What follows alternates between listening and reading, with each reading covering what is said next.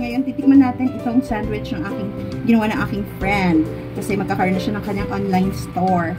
So, hindi ko alam ano. Silalagay ko na lang dito kung anong klase yung sandwich niya. And, may coffee siya. Nilipat ko na lang. Yan. Nilipat ko na lang dito sa mug ng SB19. Pero, mukhang masarap. Sarap. Ang creamy. Medyo mainit lang. Pero ito, tikman natin. Medyo, kasi kanina pa to natuyot na yung ano niya, yung veggies. Pero mukhang masarap naman. Okay?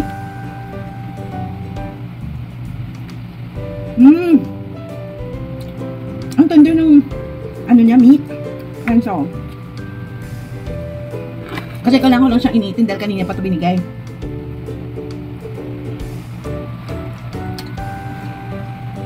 Kaso nasa meeting ako, nakain. Sorry. Ginagawa mo! Hindi dapat kumain. Hindi dapat magsalita kung naman yung munganga. Okay. Sarap.